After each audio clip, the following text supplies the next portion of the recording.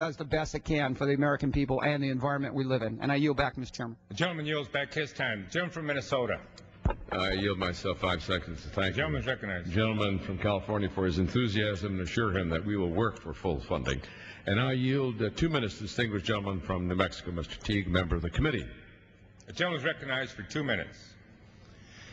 I rise today in support of Chairman Oberstar's manager amendment to H.R.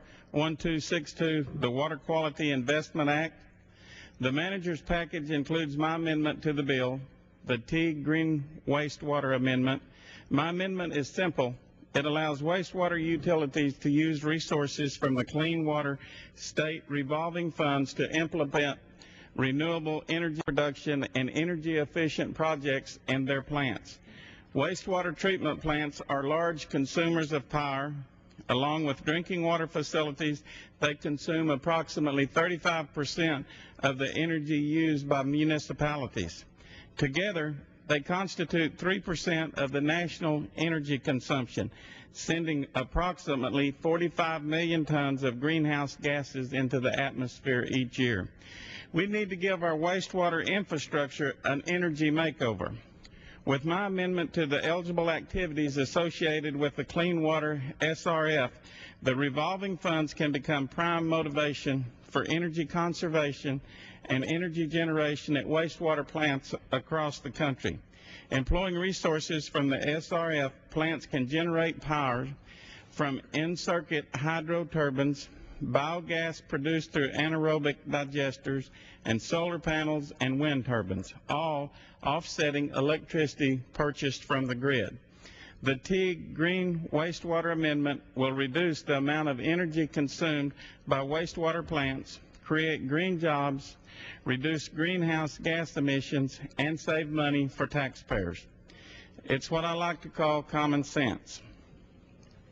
I want to thank the chairman for including my amendment in the manager's package and for crafting this excellent piece of legislation. I yield back the balance of my time. The gentleman yields back his time. The gentleman from Arkansas.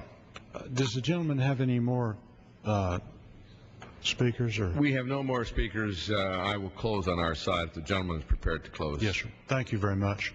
Mr. Chairman, I want to associate myself with the remarks of our ranking member, Mr. Micah, in regard to Davis-Bacon, and really have some real concerns with the extension there, but do rise in support of the bill. I believe the underlying bill to be a very, very good bill. I was visiting with a former member, John Paul Hammerschmidt, one of my predecessors that was here for many, many years with Mr. Oberstar, and he asked me, I had lunch with him, he asked me what was on the agenda. And we talked about the water issues and things, and he, like Mr. Oberstar, gave me the history and again related how hard that you all had worked together, Mr. Oberstar, to get these things done. And we do thank you for your very hard work for many, many years, really laying the groundwork so that we're at. We've got a tremendous amount to do, but we need to get it done. So we do appreciate that, Mr. Chairman. The other thing is I'd like to thank Mr. Ehlers for his hard work on the Great Lakes. Again, he's dealt with this for many, many years, and as you said, this truly is a model for this type of bill. The other thing I'd like to do is thank Ms. Johnson for her leadership as my chairman on water resources, for her shepherding this through committee and now shepherding it through the House.